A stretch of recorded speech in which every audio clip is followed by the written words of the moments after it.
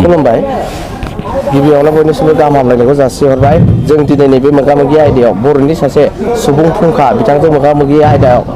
खालामनो थाखाय जोङो आखायाव लानाय जादों सार गिबियाव नोंथांखौ नोंथांनि आबुं सिनायथिखौ आं होग्रोनो थाखाय खावलायनाय जाबाय आंनि नामा जाबाय सुनिल कुमार बसुमतारी आं बेसिकेलि उदालगुरिनिफ्राय फैदों आं फरायनायफ्रा उदालगुरियाव बेसिक फरायनानै बिनिफ्राय गुवाहाटियाव फरायदों गुवाहाटि कटन कलेजनिफ्राय आं बिएससि डिग्रि खालामनानै दिल्ली इउनिभार्सिटिनिफ्राय आं एमएसडब्लिउ खालामदों मेन ससियेल वार्क बेनिफ्रायनो आं साख्रि मावदोंमोन बेनिफ्राय आं मोनबा साख्रि मावनायनि उनाव ministry of youth affairs and स्पर्ट्सआव हाबनाय जादों दा बेयावनो आं फ्राय 20 बोसोरसो मावबोदों साख्रिसो गाहायै दानि जुगाव नैबे दानि डिजिटेल जुगाव स्पर्ट्सआ जोंनि मोनसे हारिखौ जौगाहोनायाव जोबोद गोहोमैनो खोख्लैदों दा बिनि सायाव नोंथाङा मा बुंनो सानो स्पर्ट्सआथ' जोंनि थाखाय नांथारगौ जोंनि जिबनावनो स्पर्ट्सआबो हाबनानै दं जों बर'फ्रा ओरैबाबो इनार टेलेन्ट होननाया जों बर'फोरनाव दंखायो दा आं जदिअ'बाबो स्पर्ट्सजों डाइरेक्टलि लिंक गैया आंना जोंना मिनिस्ट्रिया जेरै ministry of youth affairs and sports government of इन्डियानि दा इउथ एफेयार्स एन्ड स्पर्ट्स होनोबा स्पर्ट्सआ मोनसे आलादा विं जाहैयो ओमफ्राय आंना जाबाय इउथ एफेयार्सआव जोङो इउथफोरखौ बिभिन्न एरियासआव डेभेलप खालामनायनि थाखाय जों सेस्था खालामो खेल' इन्डिया बायदि खेल' इन्डिया बादि खेल' इन्डियाआवबो जोङो एसे एनै स्पर्ट्सनि प्रमट खालामो प्लास एडभेन्सार स्पर्ट्सबो जों प्रमट खालामो आरो बेनिफ्राय जोङो बेसिकेलि पार्सनालिटि डेभेलपमेन्ट खालामनो थाखाय जों बिभिन्न एक्टिभिटिस लायो जोंना मुल अर्गानाइजेसननि नामानो जाबाय NSS होनना बुङो आरो नेसनेल सार्भिस स्किम ओमफ्राय कलेज आरो इउनिभार्सिटियाव जोंना इउनिट थायो दा जों मिथिनो मोननायाव गाहायै सार नैबे जों गोबां इउनिभारसिटिफ्राव नुनो मोनो जेरै स्पर्ट्सनि थाखाय एक्सट्रा कर्स थाखायो जों 2 इयार्स बायदिसिना बायदि बायदिखौ जों कर्सखौ नुनो मोनो दा नोंथाङा बेफोरबायदि कर्स लादोंमोन नामा आं स्पर्ट्सनि जेबो कर्स लायाखै खारन आं ससियेल वार्क बेकग्राउन्ड थाखाय मिनिस्ट्रिया एखे जोंना मिनिस्ट्रिया इउथ एफेयार्स एन्ड स्पर्ट्स होननायखाय आंखौबो बयबो सोङो जे नोंहा मा स्पर्ट्स डिसिप्लिन दं होननानै जिहेथु जोंना स्पर्ट्स आरो इउथ एफेयार्सना मोननै डिभिजन दं इउथ एफेयार्सनि थाखाय स्पर्ट्स बेकग्राउन्ड नङाबाबो जायो आरो ओंखायनो जोङो आं ससियेल वार्क बेकग्राउन्ड थानानै इउथ एफेयार्सनि थ्रुयै NSS आव रिक्रुट जादों UPSC निफ्राय बेनिफ्राय जों बिभिन्न दिखाव माने बेसिकेलि जे आं बुंनाय मथेबा पार्सनालिटि डेभेलपमेन्ट अफ द student youth through community service बेखौ जों बिभिन्न एक्टिभिटिस खालामदों कलेजाव आरो इउनिभार्सिटिसाव जों स्पेसियेल केम्पिं प्रग्राम खालामो नेसनेल इन्टिग्रेसन केम्प खालामदों आं नर्थ इस्टनि रिजनेल डाइरेक्टरबोमोन 2011 निफ्राय आं 2017 सिम मावनो मोनदों बाखि समायाव आं दिल्लीयावनो मावदों आरो फ्राय 1999 निफ्रायनो आं दिल्लीयाव साख्रि मावदों खिन्थु 2011 निफ्राय 2017 सिम आं गुवाहाटियाव हेडक्वार्टार जानानै नर्थ इस्टनि इनचार्ज जादों आरो रिजनेल डाइरेक्टर बेहाय आं मोनथाम गोदान स्किम लाबोदोंमोन नर्थ इस्टनि इउथनि थाखाय जेरै नर्थ इस्ट NSS फेस्टिभेल दा फेस्टिभेलखौ जोङो एबाउट 500 to 600 इउथ ज' नर्थ इस्टनिफ्राय लाबोनानै जोङो प्रत्येक स्टेटआवनो मोनसे 5 डेजनि प्रग्रामबो खालामदों बेनि थ्रुयै जोङो बिभिन्न एक्सप'जार होनानै जोंनि इउथफोरखौ जों प्रमट खालामनो लुगैयो आरो जाहाथे जों माने लिडारशिप डेभेलपमेन्ट जायो through different programs through different exposures through meeting different people बेयो सासे इउथआ दस्रा जायगानि इउथ फैनायजों बेजों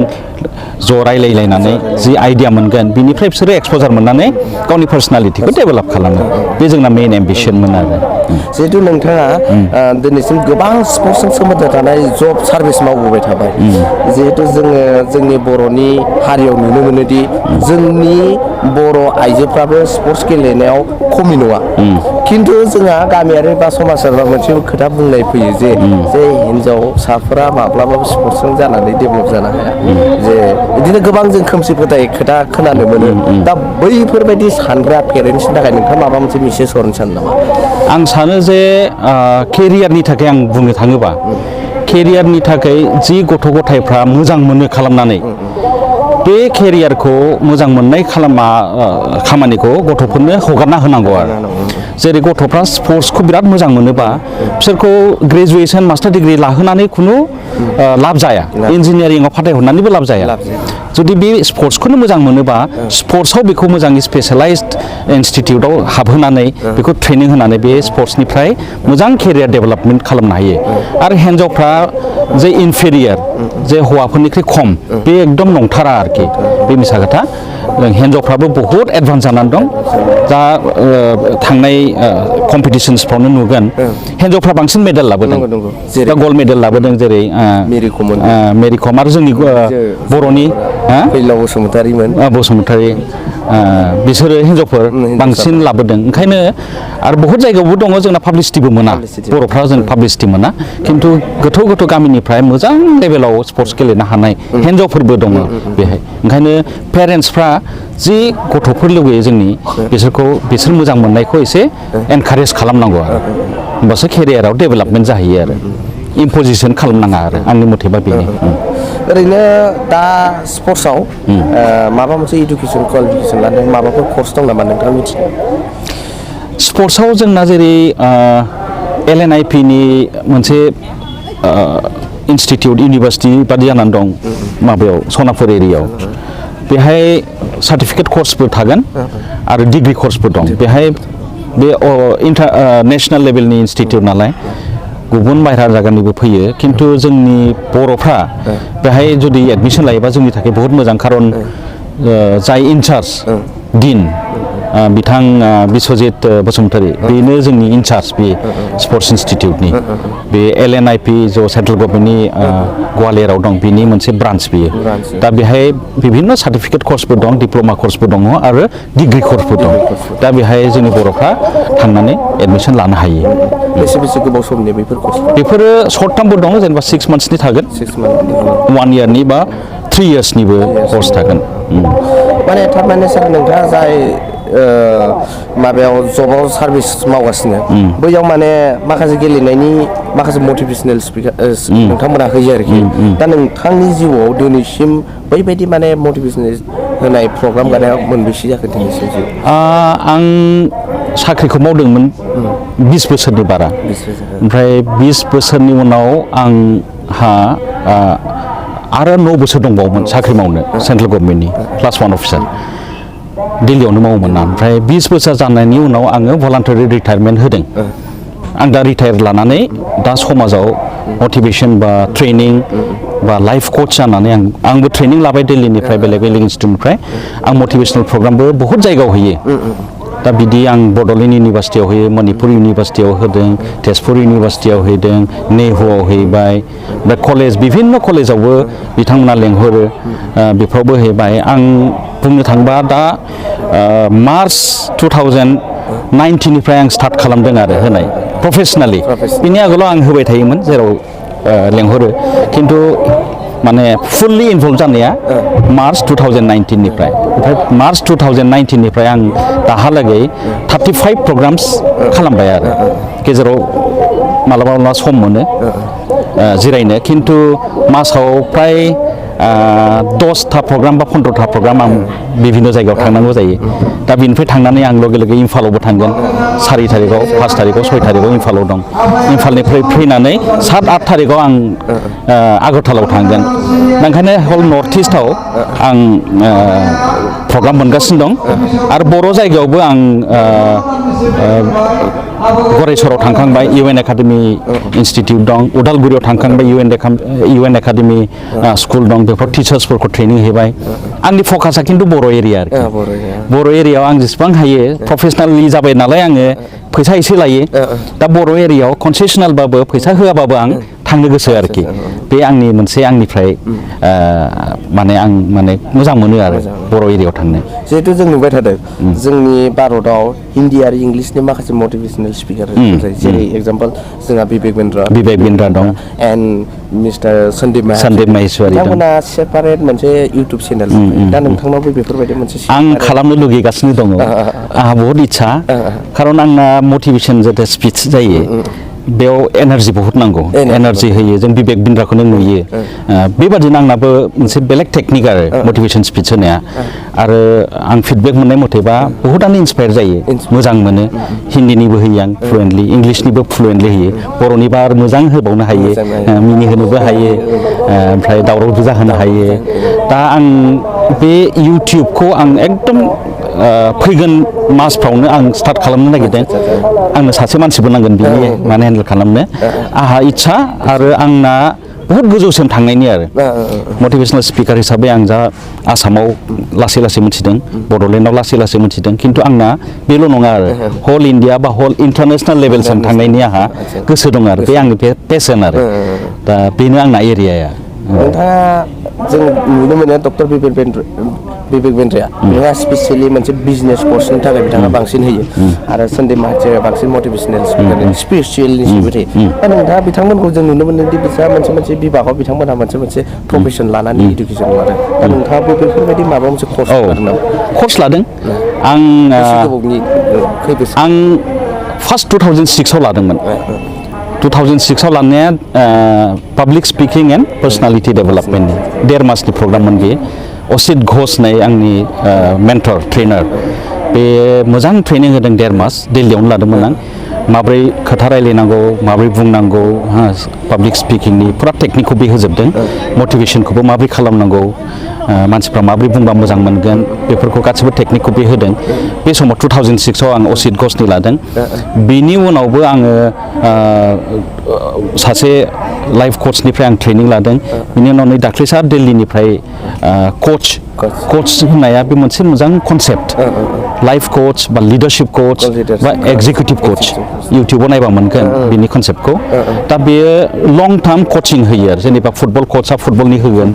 ओमफ्राय दस्रानि कचआ दस्रा होगोन आंना जानो लाइफ कचआ जाबाय नों मायाव इमप्रुभ जानो लुगैदों दा बेयाव आं सोंनो हागौ जे नों मायाव इमप्रुभ नों फाइनान्सियेल स्टेटासखौ इनक्रिज खालामनो लुगैदों ना केरियार नों इमप्रुभ खालामनो लुगैदों ना पाब्लिक स्पिकिंखौनो नों लुगैदों जिखुनु एरिया नों इमप्रुभ खालामनो लुगैनायखौ आं कच होनो हायो आरो दा बे लं टार्म एस'सिएसन 1-to-1 आरो बे ग्रुपाव जाया आरोखि आं खालामनाया दा 1-to-1 कच खालामगोन बेहाय 6 मान्थसनि थाखाय वान सेसना 1.5 घन्टानि थाखाय जागोन बेनिफ्राय 10-15 दिन गेप जागोन आरो नेक्स्ट सेसन जागोन मासाव खननै बा खनथाम जागोन मेक्सिमाम बिनि थाङै थाङै बे 10टा बा 15टा सेसन जानो हागौ बे फुरा डिउरेसना 6 मान्थ 7 मान्थस जानो हागौ दा आं बे कर्सखौ स्टार्ट खालामबाय आंनि दा फार्स्ट क्लाइन्ट फैगासिनो दं दा फैबाय बे बुबुल सयकिया होननाय बे LTK कलेजनि प्रिन्सिपाल बे आंनि फार्स्ट क्लाइन्ट आरो दा बेखौ आरो दिनै कचनि दङ दा बेखौ आंनो लांनो फैदों लाइफ कच दा बेबादिबो आं कचबो स्पेशलाइज्ड आंनि स्पेशलाइजेसना जाबाय पार्सनालिटि डेभेलपमेन्ट पाब्लिक स्पिकिं आं बिराद मोजां मोनो आरो दा पाब्लिक स्पिकिंनि थाखायबो आं खालामनो हायो खिन्थु लाइफ कचआ खुनु स्पेसिफिक थाया बाव anything that one wants to improve in his life I can just coach him कच माने आं बिनिबो एक्सपार्ट जानो नाङा एभ्रिबडि आर एक्सपार्ट इन देमसेल्भस आं मात्र बेखौ एवेरनेसल' खालामनांगौ आरो दा लाइफ कचआ मोनसे आंनि एरिया मोनसेया ट्रेनिङा आं माने लाइफ स्किलनि ट्रेनिं होयो लाइफ स्किला 10 core लाइफ स्किल्स दं बिनि ट्रेनिं होयो बे सानसेनिबो जानो हागौ साननैनिबो जानो हागौ सानबानिबो जानो हागौ आजमल फाउन्डेसनाव आं सानबा ट्रेनिं हैदोंमोन बबेबा स्कुलाव आं सानसे ट्रेनिं होयो फुरा बे मोनसे ट्रेनिं आरो मोनसेया जाबाय मटिभेशनेल स्पिकिं बे मोनथामा प्रजेक्टआ आंनि पेट प्रजेक्ट आरो training motivational speaking and life कच बे मोनथामा आंनि पेट नोंथाङा राजनितिनिबो माबा मोनसे मटिभेशनेल स्पिकार होननो सानो नामा आं राजनितिखौ पलिटिकेल माने पलिटिक्सखौ आं गाज्रि होना मानसिया मोजां जानांगौ खिन्थु एनभाइरनमेन्टआ ओरैबायदि नों मोजां मावबाबो गाज्रि माबा फैयो आरो बे बेलेन्स खालामनो थाखाय बहुद दिगदार आंबो सासे पलिटिकेल फेमिलिनि आं बुंनो हागौ आंनि फादारा 15 बोसोर MLA मोन आरो उदालगुरिनि खिन्थु आं पलिटिक्सआव हाबाखै आरोखि दिल्लीयाव थांदों दिल्लीयाव फरायहैदों दा मानसिफ्रा लुगैयो जे आंखौबो एसे समाजनि खामानि मावनांगौ दा ओंखायनो आंखौ सानो जे बिहारि जानानै फैनायखाय बे पलिटिक्सआव हाबसिगोन नामा होननानै आं एकदम पलिटिक्सखौ मोजां मोनखाया आंना एकदम ग्रासरुट लेभेलाव थांनानै मानसिफोरखौ माबोरै लिडारशिप डेभेलप खालामनो हायो मटिभेट खालामनानै माबोरै इन्सपायार खालामनो हायो माबोरै बिसोरखौ एन्टारप्रिनियरशिप डेभेलप खालामनो हायो खारन एभ्रिबडि आर कमप्लिट इन देमसेल्भस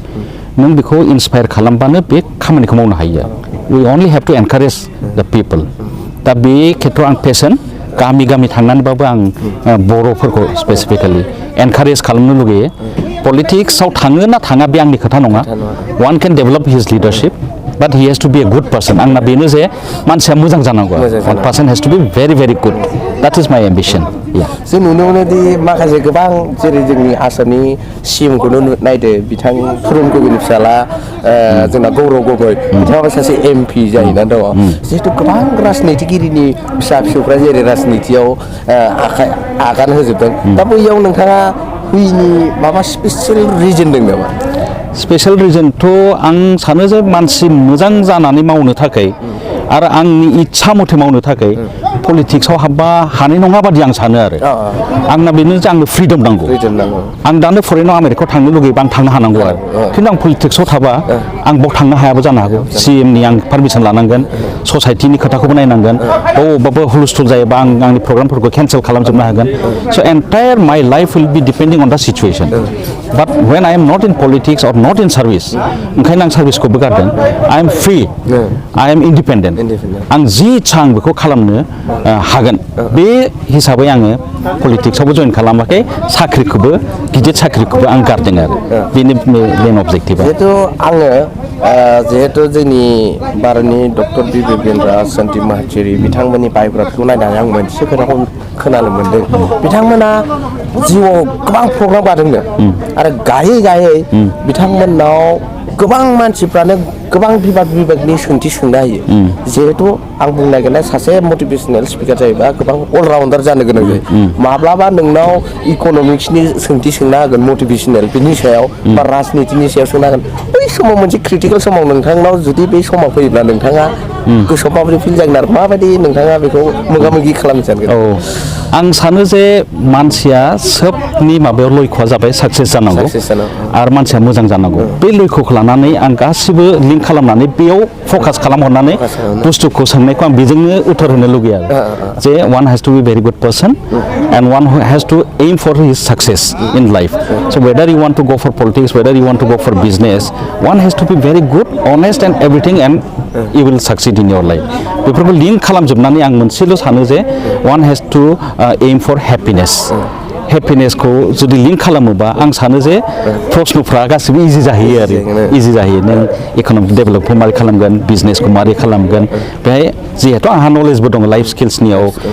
माबोरै डिसिसन मेकिं खालामनांगौ प्रब्लेम सल्भिं माबोरै खालामनांगौ क्रिएटिभ थिंकिं मारै खालामनांगौ क्रिटिकेल थिंकिं सेल्फ एवेयारनेस माबोरै जानांगौ आरो ओमफ्राय इफेक्टिभ कमिउनिकेसन रोंनांगोन इन्टारपार्सनेल रिलेशनशिप स्किल्स रोंनांगोन बेफोरखौ आं गासिबो फरायखाजोबनाय गतिके बेफोरखौ लिंक लाबोनानैबो आङो बैजों तुलना खालामनानै बा लिंक खालामनानै फकास खालामनानै आं बेफोरखौ रिप्लाइ होनो हायो होननायखाय आंहा कनफिडेन्स मोनसे थायो आरो बारा मोगा मोगि जाया आरोखि जेरै नोंथाङा आंखौ बांसिन स्पर्ट्सनि सोंदोंमोन खारन बै स्पर्ट्स आं सानदों जे स्पर्ट्सनिफ्राय आं माब्रै बै खेथ्रआव लाबोनो हायो खारन आं स्पर्ट्सआव इसिबां माने एक्सपार्ट नङा खिन्थु आं बेखौ दाननानै माबोरै लाबोनो हायो बेखौबो साननानै नोंबो बुजिबाय आं आसरित मोनदों जे नों एकदम उनाव बारस्लायनानै माब्रै दस्रा कुइसनखौ माबोरै सोंनो हाखो जि कुइसनखौ आं एन्सार होनानै मोजां मोनो दा बेबो नोंनि टेलेन्ट आं मोजां मोनदों आरो बेखौ नोंथाङा मोनसे बुंबाय थादोंमोन जे स्पर्ट्सनि बै समावनो नोंथाङा मटिभेसनेलनि साबजेक्टआव लाबोदोंमोन बै समाव आं बुजिदों जे नोंथाङा स्पर्ट्सनि जिहेतु आयदायाव साख्रि मावदोंब्ला नोंथाङा मटिभेसन होनानै मोजां मोनो ना एकदम मोजाङै दानस्लायदों जे स्पर्ट्सनिफ्राय मटिभेसनाव लाबोबाय नोङो ओमफ्राय बै खोथाफ्रा ओंखारजोब्बाय मटिभेसननि मोननैसो खोथा सावरायदोनि दा जोंनि बर' समाजाव आरो बा जों गुबुनखौ नुयो दि मटिभेसनेल स्पिकारफ्रा सोरबा ब्रेकआप जानायाव माबायदि माबा जानांगौ आरो रांखान्थि गैयाबा माबायदि जानांगौ सोरबा गावनि एमखौ जुदि सायख'नो हायाबा माबायदि जानांगौ बेफोरखौ जों सावरायनोसै दा बेनिखायनो आं नोंथांनाव गिबियाव सोंथि सोंनो जोंनि रोजा रोजा बर' लाइमोनफ्रा गोबां दङ जिहेतु दासिमबो गाव मा खामानि मावनांगौ बेखौ दासिमबो सेलेक्ट खालामनानै लानो रोङाखै बिनि सायाव नोंथाङा माबा मोनसे मटिभेसन होनो गोसो जायो नामा आंनि मथेबा जों गल सेटिंखौ खालामनांगौ मानसिफ्रा गल सेटिंनि खोथाखौ बयबो बुङो जे गल सेट खालामनांगौ खिन्थु गल सेटिंखौ माबोरै खालामनांगौ आरो बे गल सेटखौ खालामनानै माबोरै नों मोनहैनांगौ बेखौ डिटेल्स बुंग्रा फ्राय खम बा बिनि ट्रेनिंबो फ्राय लाया ओंखायनो जोंना गोबां माने इयुथफ्रा दा गल मोजाङै फकास खालामनो हायाखै जोङो साक्सेसफुल लामायाव थांनो हायाखै दा गल सेटिंखौ आं मानो थाखाय इम्परटेन्स होयो होमबा मानसिफ्रा गल सेटिं होननानै बुङो खिन्थु गल सेटिंआ जाबाय लिरनानै दोननांगोन नों बे मोनसे जोंनि मटिभेसननिबो खोथा फैयो बा ट्रेनिंआव आं बेखौ बुङो जे if you don't write any goal that goal is not a goal at all so' if you have a goal you have to write it down ओमफ्राय लिरखांनानै बे गला शर्ट टार्म गल ने लं टार्म गल ना मिड टार्म गल माला नों एक बोसोराव बेखौ मोनहैनो थाखाय गल बानायदों ना 6 मासावनो खालामनो थाखाय लिरदों ना लं टार्म 5 बोसोर बा 10 बोसोरनि थाखाय नों गल माबादों बेखौ लिरनानै नों बेखौ माबोरै खालामगोन बे एक्शन प्लेना मोस्ट इम्पर्टेन्ट आरो दा बे गलखौ मोनहैनो थाखाय नों दिनै मा खालामखो सोरनिखि साबसिन खामानि नों बे गलनि थाखाय दिनै मा खालामखो बेखौ नों कनसियासलि बेखौ प्लेन खालामनांगोन जेनेबा आं वेटखौ लुज खालामनो लुगैदों आंना 80 केजि वेट बा आं 6 मान्थ्स गल लाबाय जे आंना 75 जानांगौ दा 75 जानांगौ 6 मान्थ्स लिरनानै लाबाय नोङो दिनै नों बेखौ मोननो थाखाय दिनै मा खालामखो बे मोस्ट इम्पर्टेन्ट आरो गल सेट खालामबा नोङो एक्शन प्लेनबो खालामनांगोन आरो बेखौ इमप्लिमेन्ट खालामनांगोन any goal if you don't do that is not a goal at all and the result is जिर' इफ यू डोंट डू बेबादि जिहेथु जों नुनो मोनदों जिहेथु फिजिकेल ट्रेन आरो मोनसे थिंकिं प्लेन एसे जों फारागखौ नुनो मोनो जिहेथु आं नैबेखौ मिथिनो लुबैदों जे जोंनि गोबां बर' फरायसाफोरा थाखो 10 सिम सासे पेरेन्ट्सनि सिङाव थानानै मोजां सोलोंथाइ लाफुङो बैफोर स्टुडेन्टफ्रा न'निफ्राय बायजोआव थांनानै हायार सेकेन्डारि जइन बा डिग्री जइन जायो बै समाव जों मिथिखागौ दे मोनसे बाथ्राखौ फिनजारियाव जोबना दोनजानाय दाउआ जेथिया बिरनो हायो गोबां गोसो बायदि बिरो नैबे खेथ्रआव जों बर' फरायसाफोरखौ गोबां नुनो मोनो जिहेतु बिथांमोना न'निफ्राय बायजोआव ओंखारनाय लोगो लोगो पेरेन्ट्सनि बायहेरायाव थांनाय लोगो लोगो मावनांगौ खामानिखौ बावनानै माखासे गोबां आबहावाजों लोगो मोननानै माखासे बिथिङाव बिथांमोनहा गाज्रि जालाङो जोंबो जाबोनाय समाव बयबो जाखायो बेखौथ' जों मिथिखागौ दा बैफोर फरायसाफोरनि थाखाय नोंथाङा मा साजेसन होनो लुगैयो मा मटिभेसन स्पिकार दा बेहाय जोङो एडलेसेन्टनि थाखाय लाइफ स्किल प्रग्राम ट्रेनिं होयो दा बेखौ बिसोर एडलेसेन्ट समावनो एडलेसेन्ट माने अबाउट 12 to 19 years एडलेसेन्ट एज आरोखि बे समाव बाहेरायावबो थांनो हागौ बा जि बिसोरो लुगैयो बेखौ साना हसिया मावनो हागौ जिहेतु बेफोरखौ मावोबा बिसोरो गाज्रि लामायावबो थांनो हागौ बेफोरखौ जों अभारकाम खालामनो थाखाय लाइफ स्किल्स मोनसे पेकेज दङ बे लाइफ स्किल्सआव decision making and problem solving बेखौ माबोरै खालामनांगौ जों बे एडलेसेन्ट टाइमावनो बिसोरखौ बुंनो हानांगौ आरो एडलेसेन्ट समावनो बे समाव जिहेतु बिसोरो जि मोजां मोनो बेखौनो खालामो साना हसिया स' creative thinking critical thinking creative thinking माबोरै खालामनांगौ जे आरो क्रिटिकेल थिंकिं बेखौ खालामबा मा जागोन क्रिटिकेल बेफोरखौ जों बिभिन्न गेम्स आरो बिभिन्न रल प्लेजों बेफोरखौ जोङो एवेरनेस खालामो प्रब्लेम सल्भिं माबोरै प्रब्लेमखौ सल्भ खालामनांगौ माबोरै आइडेन्टिफाइ खालामनांगौ प्रब्लेमखौ आइडेन्टिफाइ खालामाबा नों कानेक्सन कारेक्सन एन्ड डाइरेक्सन बे मोनथाम नों खालामनांगोन कारेक्सन खालामनो थाखाय नोंखौ decision making problem solving and critical thinking बेफोरखौ इउज खालामनांगोन बे लाइफ स्किल्सआव गासिबो दं आरो लाइफ स्किलाव गासिबो दं एन्ड इफेक्टिभ कमिउनिकेसन जोंना बर'फ्रा बारा भार्बाल कमिउनिकेसनाव खम बर' हक बा जों ट्राइबेलानो आरो अभारअल ट्राइबेला जोङो रोंबाबो जों बुङा जों बुङैखायनो रोङा सानजायो मानसिजों रोङा सानजायो दा बेखौ जों अभारकाम खालामनांगौ कमिउनिकेसनखौ जों डेभेलप खालामनांगौ effective communication is very important and नों इफेक्टिभ कमिउनिकेसनाव डेभेलप खालामोबा स्किलखौ जों हायोबा हयथ' नोंना केरियारावबो आपग्रेडेसन जागोन बा प्रम'सन थाब मोननो हागौ बा केरियार हाइटबो मोनहैगोन नोङो स' इफेक्टिभ कमिउनिकेसन माबोरै डेभेलप खालामनांगौ that is very important and that has to B learn while you are in adolescent period 12 to 19 years दा जों effective communication critical thinking problem solving and interpersonal relationship माबोरै जों इन्टारपार्सनेल रिलेशनशिपखौ अबाव जों गावखौनो रिलेशनशिप बारायनांगौ आरो बबाव जों गावखौनो रिलेशनशिप गोजान लानांगौ बादा होनांगौ बे स्किलखौ जोंनो नांगौ आरोखि बेखौबो जोङो लाइफ स्किलनि बे 10 core लाइफ स्किल्सआव जों बेखौ फोरोङो स' बेफोरखौ जोङो रोङोबा बे एडलसेन्ट बा इयुथफोर जे बाहेरायाव थाङो बिसोरो गाज्रि लामायाव केতিয়াव थांनो हानाय नङा आरो so' this is very important for everybody of us जिहेथु नै बावैसो higher secondary exam and matric exam जासिगोन दा बैसोर फरायसाफोरनि थाखाय नोंथाङा मा मेसेज हरनो सानो माबाफोर मेसेज हरनो सानो नामा नोंथाङा आं मेसेज होनो लुगैयो जे गलाथ' थानांगोन फकास नों बे एग्जामाव मा जानो लुगैदों number one is that you want to get first division second division or third division or one first class in that class number one so that has to be your goal goal बे थाखानांगोन आरोखि बे number one लिरनानै बे action plan थांनांगोन and there is nothing shortcut hard work नों मावनांगोन you have to study get up early in the morning one who gets up early in the morning they become successful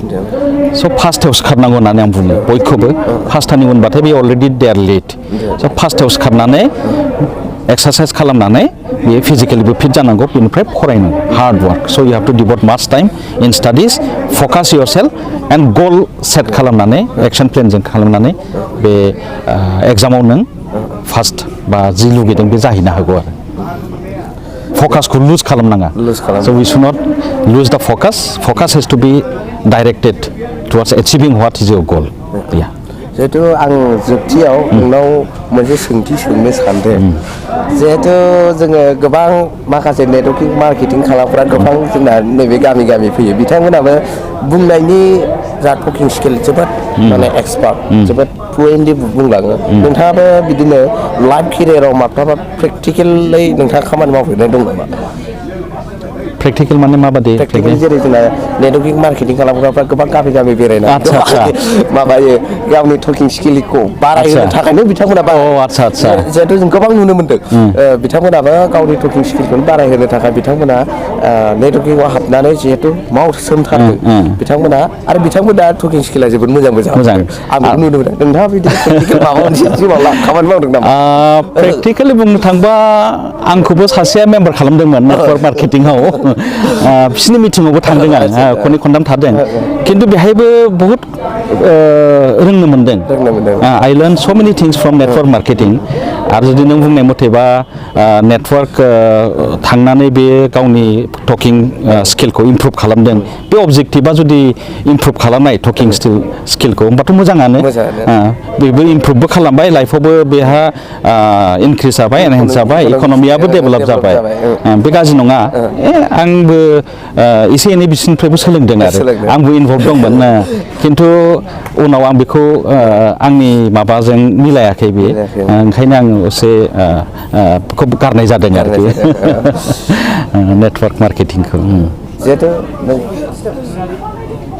जिहेतु नोंथांजों जोङो नैबेयाव दान्दिसे मोगा मोगि खालामनानै जोबोद गोजोननाय मोनबाय जिहेतु नोंथांजों इयुनावबो जों लोगो मोनबाय थागोन होननानै जोङो आसा फारिबाय दा दिनैनि मोगा मोगि फारिखौ जों एसेयाव फोजोबनाय जाबाय गोजोन्थों